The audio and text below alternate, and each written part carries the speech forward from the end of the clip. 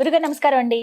వాగర్థావివ సంపృక్తౌ వాగర్థ ప్రతిపత్తయే జగతః పితరౌ వందే పార్వతీ పరమేశ్వరౌ. ఆదిత్యాయ చ సోమాయ మంగళాయ బుధాయ చ గురు శుక్ర శనిభ్యశ్చరాహవే కేతవే నమః. శృంగేరి జగద్గురు పీఠాధిపతులకి, కంచి పీఠాధిపతులకి నమస్కారములు తెలియజేసుకుంటూ కార్యక్రమాన్ని ప్రారంభిద్దాం. గురుగారు, ధర్మ సందేహాలు చాలా అసలు నిత్యం ఏదో ఒక సందేహం వస్తూనే ఉంటుంది. అయితే ఇందులో భాగంగా కొన్ని కామెంట్స్ లో నేను గమనించానండి, గోశాల గురించి కొంతమంది ప్రత్యేకంగా అడిగారు. అవి రిపీటెడ్ గా వచ్చాయన్నమాట. అయితే అందులో వారు అడిగిన ప్రశ్న ఏమిటంటే, ఏదైనా సమస్య వచ్చినప్పుడు, జాతక పరంగా కావచ్చు, గ్రహ దోషాలు ఉన్నప్పుడు, ఇలా ఏమైనా ఉన్నప్పుడు గోశాలను సందర్శించండి, గోవులను సేవించండి, అక్కడ పూజ చేయండి, కాసేపు గడపండి, ఇలా చెప్తూ ఉంటారు. అయితే నార్త్ సైడ్ లో చాలా మంది వారికి ఎటువంటి సమస్యలు వచ్చినా, ఆర్థికంగానైనా, దాంపత్యం పరంగానైనా, ఉద్యోగాల విషయంలో కావచ్చు, ప్రత్యేకించి అనారోగ్యం చేసినప్పుడు చిన్న చిన్న పరిహారాలండి, ఆవుకు వెళ్ళి ఏమైనా తినిపించడమో, కేవలం గోశాలను సందర్శించడమో, గోవు దగ్గర కాసేపు సేవ చేయడమో, ఇలా చేసి వాళ్ళ సమస్యల నుంచి బయటపడుతున్నారని విన్నాము. ఇది ఎంతవరకు నిజమండి? మనకి కూడా అది వర్తిస్తుందా? అందరం భూమండలంలోనే ఉంటున్నాం కాబట్టి, అది ఉత్తరమైనా దక్షిణమైనా కూడా మనం కూడా ఏమైనా సమస్యలు వచ్చినప్పుడు గోశాలను దర్శించడం ద్వారా ఆ సమస్యల నుంచి బయటపడవచ్చా అని అడుగుతున్నారు. వాస్తవానికి మీరు చెప్పింది 100కి 100 పాళ్ళు కాదు, 1000 పాళ్ళు సత్యం. సత్య దూరం ఏమాత్రం కాదు, అంతా సత్యమే. వీక్షించేటువంటి సుమన్ టీవీ ప్రేక్షకులు కూడా గమనించాల్సింది ఏంటంటే, ఇప్పుడు చాలా మంది తమకున్నటువంటి సమస్యలు ప్రతి వాళ్ళకి ఉంటాయి. మీకు ఉంటాయి, నాకు ఉంటాయి. నాకు జాతకరీత్యా పడాల్సినవి పడుతూనే ఉంటుంటాయి. దాన్ని ఎవరు అతీతులు కారు. దైవాంశ సంభూతులైనటువంటి రాముడు, కృష్ణుడు, పరశురాముడే అతీతులు కారు. మనం ఎంతటి వాళ్ళమ్మ. అయితే దీనికి కొన్ని మానవుడు పుట్టడం వరకు గత జన్మ కర్మదోషం, కానీ ఆ జాతక దోషాన్ని అనుసరించి జ్ఞానముతో ఆ జాతక దోషాల్ని తొలగించుకుంటూ, ప్రయత్నపూర్వకంగా తొలగించుకుంటూ ఉద్ధరింపబడాలి. దీనిలో భాగంగా సమస్యలు ఎదురైనప్పుడు చాలా మంది జాతకాన్ని చూపించుకుంటుంటారు. చూపించుకున్నప్పుడు ఈ గ్రహ దోషాలు, ఈ పరిహారము తప్పదు. ఎందుకనంటే ఏ సమస్య అయినా కానీ, ఒకటి దేవతా పరిహారములు, 2 మానవ పరిహారములు చేసుకోవాలి. దేవతా పరిహారం అంటే పూజలు ఇవన్నీ చేసుకోవాల్సిందే, తప్పదు. ఎందుకంటే తద్వారా ఏమవుతుంది, ఆ పూజలు చేసుకోవడం ద్వారా పుణ్య రాశి పెరుగుతుంది, పాప రాశి దగ్ధమవుతుంది. మానవ పరిహారం అన్నప్పుడు మనము ఈ జన్మ ఏ దోషముతో మనం ఎత్తాము, ఆ దోషాన్ని కడుక్కుంటూ మళ్ళీ పాపము చేయకుండా జీవించడానికి మనకు ఒక మంచి అర్హత మానవ జన్మ అని చెప్పవచ్చు. అందుకనే సాధ్యమైనంత వరకు పరోపకార బుద్ధి అనేటువంటిది ఉండేది. ఇది రాను రాను కలియుగంలో తగ్గుతూ వస్తుంది. ఇక మనం గమనించుకున్నట్లయితే, ఇప్పుడు మీరు ఆవుకి సంబంధించినటువంటి విషయాన్ని అడిగారు. మనకు ఈ సంబంధించినటువంటి క్షీరసాగర మథనంలో లభించినటువంటి ద్రవ్యములన్నీ కూడా అత్యంత పవిత్రమైనటువంటిది. అందులో కామధేనువు కూడా. కాబట్టి కామధేను అంటే సాక్షాత్తు గోస్వరూపమే. అయితే ఈశ్వరుడు పెట్టినటువంటి పరీక్షలో గోవు తన యొక్క శిరస్సు ద్వారా అబద్ధమాడి ఆడనట్టుగా ఉన్నందుకు ఈశ్వరుని యొక్క కోపానికి గురై శాపానికి గురైంది. కాబట్టి ముఖము మాత్రము కాకుండా తోక మాత్రము తో మనము పవిత్రమైనదిగా భావించి తోకని మాత్రమే పృష్ఠభాగాన్ని తోక దగ్గర. ఎందుకు ఆ విధంగా అక్కడి నుంచి బయటపడేటువంటి గోమయము కూడా అత్యంత పవిత్రమైనదిగా, విభూతిగా ఎంతో మంది ఇప్పటికీ కూడా బ్రాహ్మణులు ధరిస్తుంటారు. ఆవు పిడికలతో హోమాలు కూడా చేస్తుంటారు. అత్యంత పవిత్రమైనటువంటిది. ఒక రకంగా గోవు చాలా సుగుణాలు కలిగినటువంటిది. 33 కోట్ల దేవతలు ఆ గోమాతలో ఉన్నారు. కాబట్టి మార్వాడి వాళ్ళు మీరు చూశారనుకోండి, ఎక్కువగా పరిహారాలంటూ మన వైపు వచ్చేసరికి కర్మభూమి కాబట్టి జపాలు, హోమాలు అవి. నార్త్ సైడ్ వారికి సంబంధించి పుట్టుకతోనే మోక్షాన్ని పొందేటువంటి వ్యక్తులది ఆ యొక్క దేశం. కాబట్టి ఆ నార్త్ సైడ్ వాళ్ళందరూ కూడా చిట్టి తంత్రాలు పాటిస్తుంటుంటారు. అంటే ఎవరికైనా సేవ్ చేయడము, సర్వ్ చేయడము, పిల్లలకి, వృద్ధులకి, లేకపోతే ఏదైనా ధాన్యాలు నానబెట్టి ఉన్నంతలో ఎక్కువ ఖర్చు కాదమ్మా. ఎక్కువగా డబ్బులు పెట్టుకొని ఖర్చు చేయమని ఎక్కడా చెప్పబడలేదు. ఉన్న వాళ్ళకి ఉన్న రకంగా. ఇప్పుడు జబ్బు చేసింది, జ్వరం వచ్చింది, డబ్బున్నవాడు ఐసీయూలో జాయిన్ అయిపోతాడు, కేర్ తీసుకుంటాడు. లేనివాడు డోలో టాబ్లెట్ వేసుకొని ఇంట్లో పడుకుంటాడు. లేకపోతే లంకణం అంటే ఏమీ తినకుండా నిరాహారంగా శరీరాన్ని అలా కాపాడుకుంటాడు. ఉన్నవాడికి లేనివాడికి కాకపోతే రోజుల తేడాలో రికవరీ అవుతారు, అంతే తేడా. అంతే. ఇక్కడ మనం గమనించాల్సినటువంటి అంశం ఏంటంటే అనేక రకాలైనటువంటి దోషాలకి జపతర్పణ హోమాది కార్యక్రమాలు చేయించుకునే వాళ్ళు ఉన్నారు. చేసుకోలేని వాళ్ళు కూడాను చిన్న చిన్న తంత్ర పరిహారాలు పాటించుకుంటే చాలా మంచిదమ్మా. చెప్పండి గురువు గారు, అది మరి అలాంటివి అంటే నవగ్రహ ఇప్పుడు మనకు సాధారణంగా ఈ సంబంధించినటువంటి గోపూజ చేసేటప్పుడు గోపూజ చాలా గొప్పది.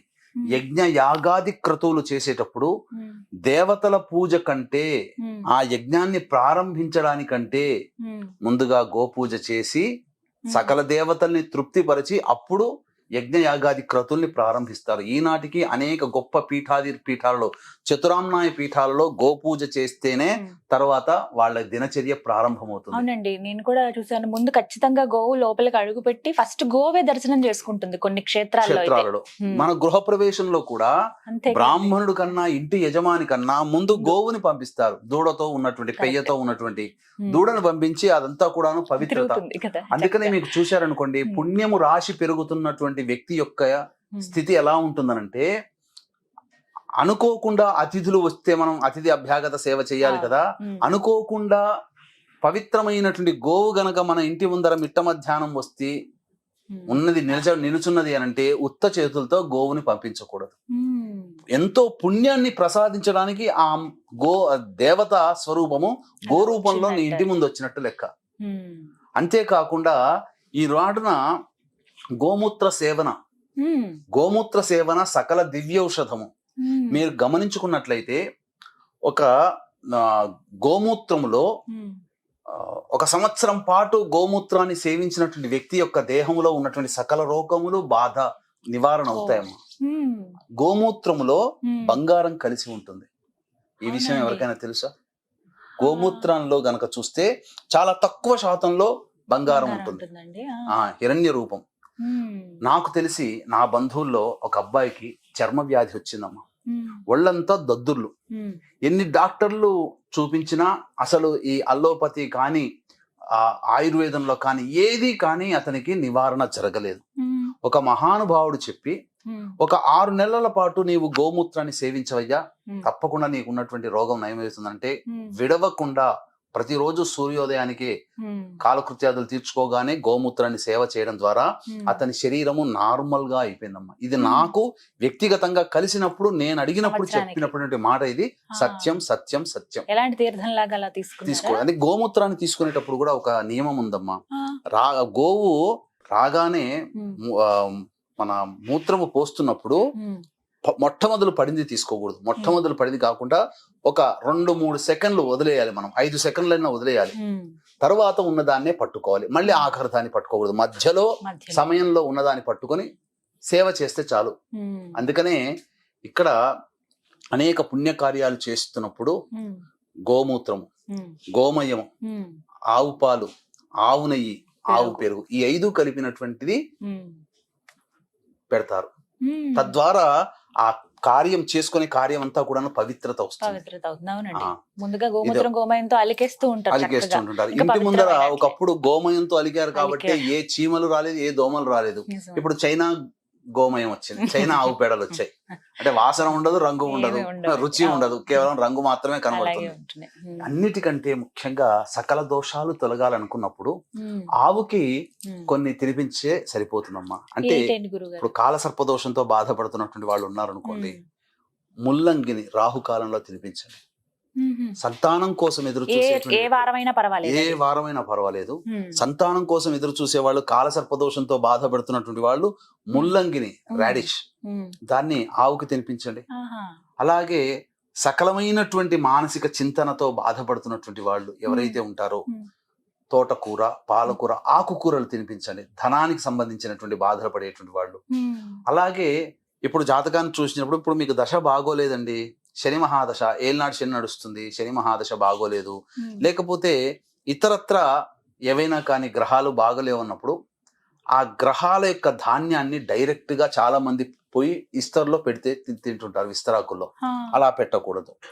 ఏ రోజైతే పెట్టుకోమని శాస్త్రజ్ఞులు చెప్పారో జ్యోతిష పండితులు, దానికన్నా ముందు రోజు రాత్రిపూట ఒక చక్కటి మంచి నీటిలో ఆ ధాన్యాన్ని వేసి, ఉదాహరణకి కుజుడు బాగోలేదు, కుజదోషం ఉందన్నారు, కందులు నీటిలో వేసి, అంటే ఆ నీటిలో బెల్లం వేసి బెల్లాన్ని కరిగించేయాలి. కొద్దిగా కొంచెం కొద్ది తీపి రావడానికి అందులో కందులని కందులు వేసి. నానబెట్టి తెల్లవారి కుజహోరలో మంగళవారం రోజున కుజహోరలో తినిపిస్తే గనక కుజదోషము సంప్రాప్తం. కందులని నానబెట్టి ఆ బెల్లం నీటిలో కందులు నానబెట్టి తెల్లవారి ఆ కందుల్ని ఆవుకి తినిపిస్తే కుజదోష పరిహారం. ఈ విధంగా ఒక 7 మంగళవారాలు చేయడం. రాహుకాలాలు ఉన్నాయనుకోండి 18 రోజుల పాటు రాహుకాలంలో గనక చేసినా సరిపోతుంది. అన్నిటికంటే మించి జ్ఞానముతో సంబంధంగా ఉన్నటువంటి వాళ్ళని జంతువుల్ని వధించడం ద్వారా గోవుని వధించిన, బ్రాహ్మణుని వధించిన. ఇక్కడ బ్రాహ్మణుడు అనంటే చాలా అర్థాలు ఉంటాయి. బ్రాహ్మణుడు అంటే జన్మతః పుట్టుకతో ఉన్నటువంటి బ్రాహ్మణుడు. ఏ కులస్తులలోనైనా పుట్టినప్పటికీ జ్ఞానాన్ని పొందిన వాళ్ళు ఉంటారు. ఇప్పుడు మతంగ మహర్షి, జాబాలి మహర్షి, కణాద మహర్షి, వీళ్ళందరూ పుట్టుకతో బ్రాహ్మణులు కారే. కాబట్టి వాళ్ళు జ్ఞానం చేత వాళ్ళు బ్రాహ్మణులు అయ్యారు. అంటే అట్లాంటి బ్రాహ్మణత్వాన్ని, జ్ఞానం చేత పొందినటువంటి బ్రాహ్మణత్వాన్ని కలిగినటువంటి వ్యక్తులని చంపిన, బ్రహ్మజ్ఞానిని చంపిన, స్త్రీని చంపిన, గురువుని చంపిన, పీఠాధిపతిని చంపిన, ఇది బ్రహ్మహత్యా పాతక దోషము. కాబట్టి ఏ సమయంలోనైనా కానీ గోవు దగ్గరికి వెళ్ళి, అంటే మీకు చెప్పాలి అని అంటే చాలా మంది ఇప్పటికి పీఠాధిపతులు కావచ్చు, గొప్ప గొప్ప వాళ్ళు కావచ్చు, గోవులని గో సేవ కోసమే ఆశ్రమాన్ని, గోసేవ, గోశాల కూడా నడిపిస్తూ ఉంటుంటారు. ఎంతో మంది నడిపిస్తుంటుంటారు.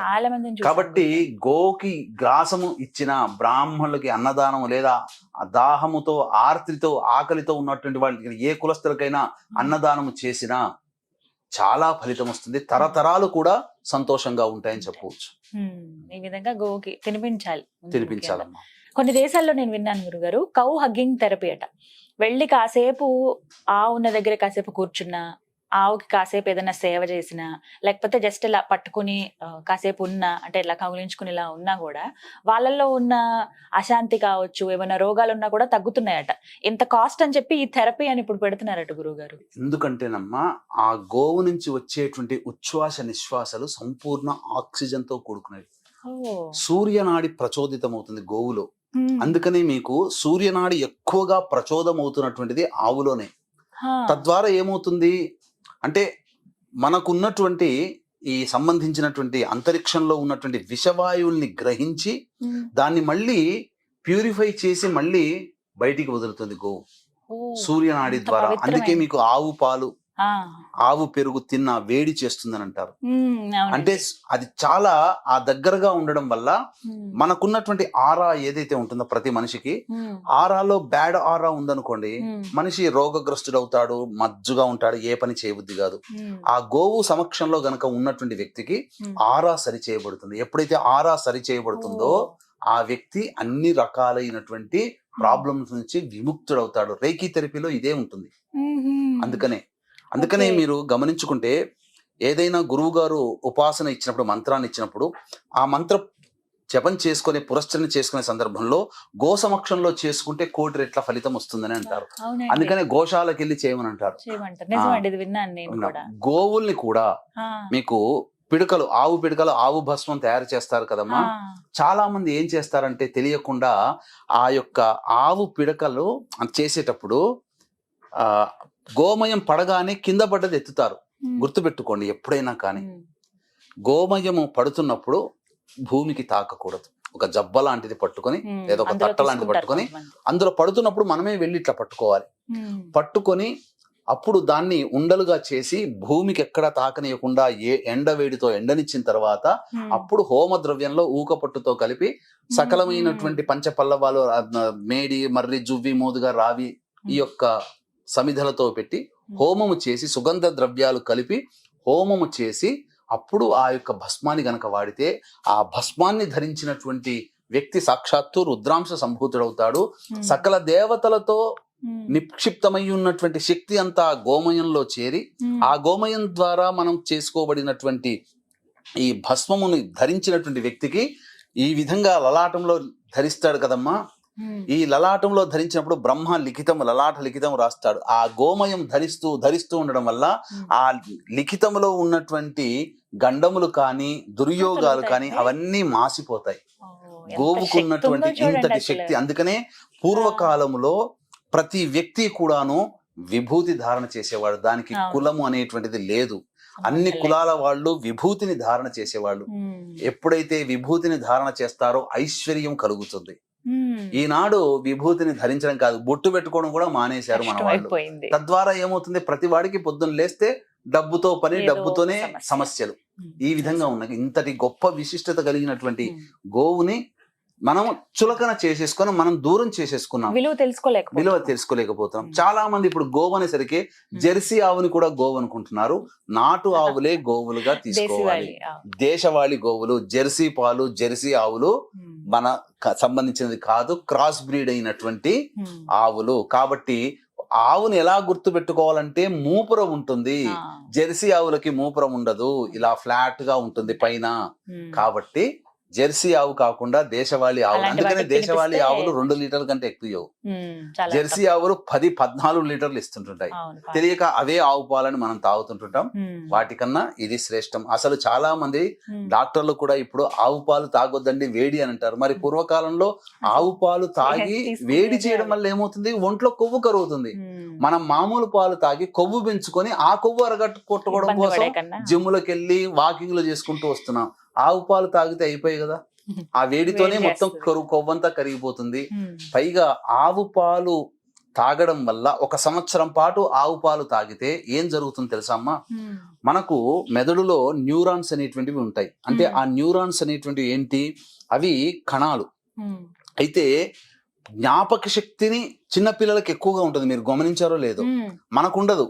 ఒక వీడియో చూసిన తర్వాత ఆ వీడియో ఎలా అని మనం చెప్పలేం, కానీ చిన్నపిల్లలు చేసి చూపిస్తారు. కానీ ఒక 12 సంవత్సరాలు దాటిన తర్వాత ఆ న్యూరాన్స్ అన్ని ఎండిపోతాయి. తద్వారా ఏమవుతుంది, జ్ఞాపక శక్తి తగ్గుతూ వస్తుంటుంది, మతి మరుపు పెరుగుతుంది. పూర్వకాలంలో 100 ఏళ్లు బతికిన వాళ్ళకి జ్ఞాపక శక్తి ఉంది. ఎందుకుంది? వాళ్ళు ఆవు పాలు తాగారు. ఆవు పాలు తాగడం వల్ల ఆ న్యూరాన్స్ అనేటువంటివి ఎండిపోకుండా ఉంటాయి, నశించిపోకుండా ఉంటాయి, యాక్టివేట్ అవుతాయి. అందుకనే ఆవు పాలు తాగినటువంటి వాళ్ళందరికీ కూడా జ్ఞాపక శక్తి ఎక్కువగా ఉంటుంది. ప్రతిదీ కూడాను వాళ్ళ మెదడు చాలా విభిన్నంగా ఉంటుంది అని చెప్పవచ్చు. ఇన్ని లాభాలు ఉన్నాయి ఆవు పాలు తాగితే. ఆవుని కొలవటం వల్ల, పూజించడం వల్ల ఎన్ని లాభాలు ఉన్నాయి. చాలా పుంగనూరు చాలా చిన్న ఆవులు ముద్దుగా ఉంటాయి. ఇంట్లో చంటి పిల్లలు పెంచుకుంటున్నారు. అంటే వాటికి ఎక్కువగా ఏదో సంబంధించినటువంటి హార్మోన్స్ తేడా చేసి అంటున్నారు. అది ఎంతవరకు వాస్తవం మనకు తెలియదు. కానీ ఆ ఇంట్లో ఆ చిన్న ఆవు ఇంట్లో తిరుగుతున్నా ఆనందమే కదా. అలా పెంచుకుంటున్నారు ఇంట్లో. మరి ఇంట్లో చాలా మంది ఇళ్లలో పిల్లలు ఎంతో ముద్దుగా పెంచుకుంటుంటారు. ముద్దుగా ఉంటాయి వీళ్ళంతా తిరుగుతూ ఉంటే. వాటి తల్లి కూడా అంతే ఉంటుంది, ఇంకా చిన్నగా ఉంటాయి. మొత్తానికి తెలిసింది ఇవాళ చాలా ప్రత్యేకమైన విషయం. అన్ని సమస్యలకు మనం ఎక్కడెక్కడికో తిరుగుతూ ఉంటాం, మన దగ్గరలో ఉన్న గోశాలకు వెళ్తేనే వాటికి చక్కటి ఫలితం ఉందని. ఇంకా వీటి గురించి కొన్ని వీడియోస్ చేద్దాం గురువు గారు, ఇంకా వివరంగా చెప్దాం. అసలు ఆవు గురించి తెలుసుకోవాలి, ఆవు గురించి చాలా విషయాలు. ధన్యవాదాలు గురుగారు, నమస్కారం. సర్వం శ్రీ ఉమామహేశ్వర పరబ్రహ్మార్పణమస్తు.